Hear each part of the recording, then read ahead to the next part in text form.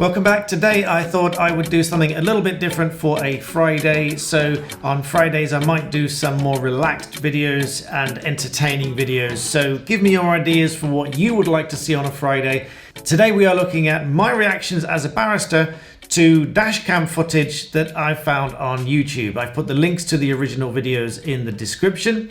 But if you want me to comment on some of your dashcam footage, then get in touch and I will put some way of uploading those or sending those to me in the description, or better yet, you can just upload them to YouTube.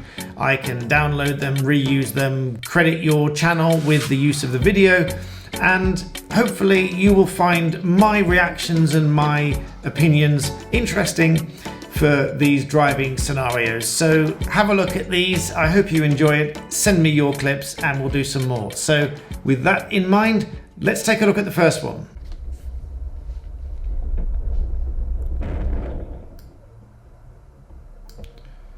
So my first reaction to this is that the roads don't seem entirely clear from this perspective as to whether there's a divide in the road or whether there are give way lines. But it does look like the other car is coming particularly quickly, as though it looks like he's coming out of another junction connecting with this road. So it does look like this road goes round to the right and the other road comes to it. So let's watch that again. And when we watch it again, if you look at the oncoming car, it's actually kind of in the middle of the road and essentially comes straight ahead. There didn't seem to be any particular attempt at slowing down when you watch that back at full speed. He just comes straight out. But I'd be interested to see what it looks like from that driver's perspective, because if there's any kind of give way line, then there should be a give way sign as well. So let's look at the map and look at it from that perspective. So this is Google Maps coming up to that same junction on Street View, and you can see here that there isn't really any clear line dividing these two roads, which to some extent would explain the collision. But as I said, I'd be interested to look at it from the other perspective. So from our driver's position, it does look like you're going around to the right, because the road straight ahead looks like it joins rather than is part of the road. But if we go down into this road now and turn around so we can see what the perspective is like from the other vehicle, and so this is what the oncoming vehicle's view would have looked like. Indeed, the roads looks a lot clearer that it is joining another road from here, and you've got the give way sign, which should make it quite obvious that you should be stopping here. There was probably once clearer lines on the road, but that give way sign there, so long as that was there at the time, which I'm sure can be relatively easy to ascertain, and hopefully there were photographs taken. Indeed, the road line markings are not as clear as they really should be or could have been, but they are there, you can see them. But even without the lines, any competent and careful driver should really be able to see that you are joining another road here from this position. It's not part or a continuation of the same road. So I think that the oncoming car was to blame in this scenario. Let's have a look at the next one. So it's obviously a relatively small road. You can see there's markings here. Ooh, and a child comes out in the road by herself, allowed by the parents. So I can only say here that this is the reason that there are restricted speeds on these very small roads, because they are frequented by lots of people, very often children, who don't necessarily know how to cross the road properly, and are in this case not controlled properly by the parent or guardian or whoever she was with. I can only say that it is a very good job that this driver in this video was able to execute a full and proper emergency stop. This scenario, if the driver was, let's say, speeding down this road at, let's say, 40, 45 miles an hour or something, there is no way, in my view, that they would have been able to stop. So this is a great example of driving at the appropriate speed and being able to stop. Let's have a look at the next one.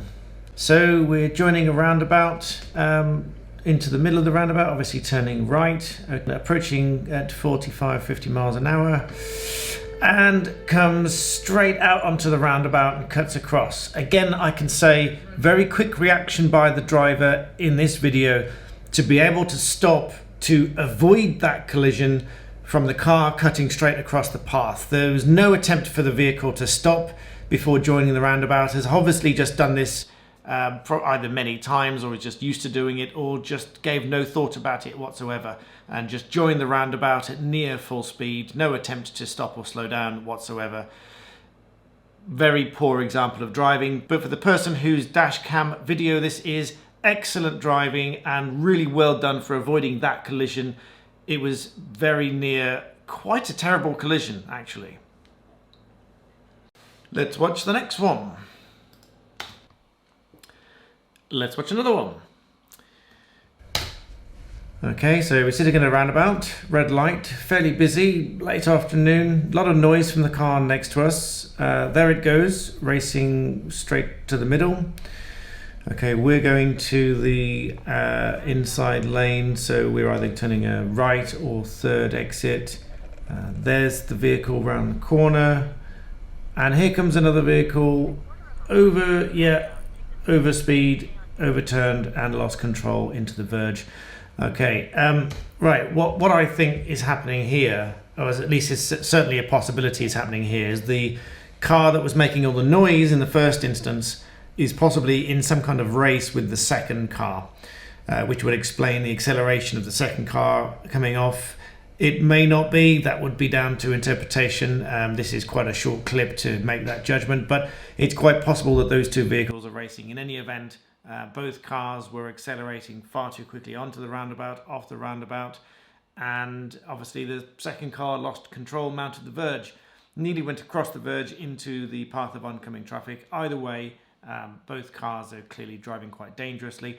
If it's found to be the case that they were racing, then that is a significant factor. Racing and competitive driving is the #1 thing on the CPS website when it talks about dangerous driving. It is absolutely something that the police will jump on straight away. There'll be no choice. There will be prosecutions if they catch drivers doing this, because racing and competitive driving only ends one way. So whilst I'm clearly not making a finding of fact on this video, in my view, I believe those two vehicles were racing, and one of them has obviously lost control around the corner, mounted the verge, and almost went in the path of oncoming vehicles on the other side of the road, all of which is going to amount to dangerous driving. Terrible example. Let's watch another one.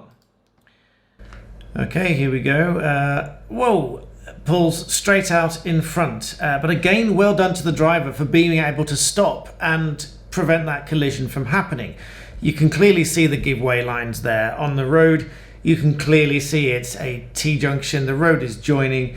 There is absolutely no way whatsoever this car should have pulled out like that. It's clearly either taking a chance or, I don't know, just completely oblivious of the car that's approaching. It seems doubtful that you wouldn't see a car like this, but a court would have no trouble whatever finding this car liable pulling out at a junction like this. Next one. Okay, white Audi in right mirror was looking down, always looking down at her lap. Okay, let's have a look. So we're on a motorbike this time, coming around. A little bit quick for this built-up area, I might say, but I suppose perspectives are always a little bit quicker on a motorbike. And here comes the white Audi that was mentioned. Okay, cutting in front, yeah, a little bit. Oh, yeah, I see. She's clearly on her phone and not paying attention. You can see that quite clearly. Let's skip back and have a look at that again. So, yeah, clearly she's nudging in front of the bike here, so not too close, but not exactly giving much space.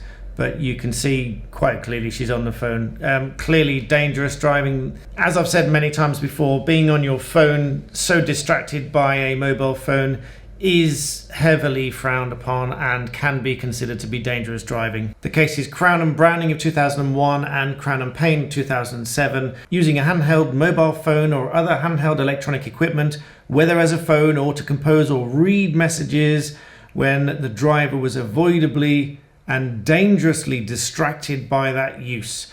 These are examples under the sentencing guidelines of what could be made out to be dangerous driving.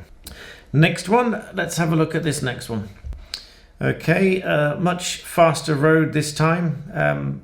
Appears to be a national speed limit, and this Mini comes out of nowhere across the center lines. Appears to be brake checking, and now, oh, here we go, bit of road rage coming out now. Yeah, this is quite clearly brake checking, and he's got out for some argument with this driver. So not sure what happened there, but that was clearly dangerous in any account. Just for the avoidance of any doubt here, brake checking is highly illegal if that is what a court finds to have happened there, and it is considered to be dangerous driving, and you can get a prison sentence for it. That's obviously in addition to a fine and any points and disqualification that might happen as well. If there's a collision caused and there are injuries, obviously this is going to be much more serious. And just watching that back again, the Mini comes across in front. There's a vehicle in front of it, but then it applies its brakes once, twice, 3 times, and comes to a full stop. So brake checking, quite possibly. Maybe something happened between them beforehand, but either way, what this Mini has done is highly illegal in my view. Very dangerous driving. Let's take a look at one more. Okay, so fairly narrow road. Approaching some roundabout. There's a right-hand filter lane, which looks like we're in. Loads of signs around to give way and keep left. And oh, here we go, straight out onto the roundabout. It's obvious now why there are so many bollards to alert you to the fact that this is a mini roundabout. Now, mini roundabouts are designed to encourage the flow of traffic so that there is as little stoppage time as possible. But there's obviously lots of bollards on this island because it looks like it's going to be a common place for people to pull out. But this car has clearly just approached with no, let's watch it again, no apparent attempt to really slow down or stop. We're watching that again, watch the silver car approach. No slowing down, stopping, or just straight out onto the roundabout. So mini roundabouts or not, they are to be treated as a normal roundabout under the highway code. You should obviously slow down and stop if necessary. You should be giving way to any other vehicle that is already on the roundabout approaching from the right. So this vehicle, again, no hesitation in finding that silver vehicle to blame here if there were a collision. And at the very least, careless, inconsiderate driving by that silver car here. So I hope you found that a little bit entertaining for a Friday evening. Send me your clips if you want me to look at those and pass some comment on those. Obviously, none of this is a legal advice on any of these scenarios. They are my reactions, my opinions, what I would be minded to think as a barrister when I am watching these as to who is likely to be to blame in these scenarios. But I hope you found that enjoyable. Please give it a thumbs up if this is the type of content you want more of. And remember, stay humble and subscribe.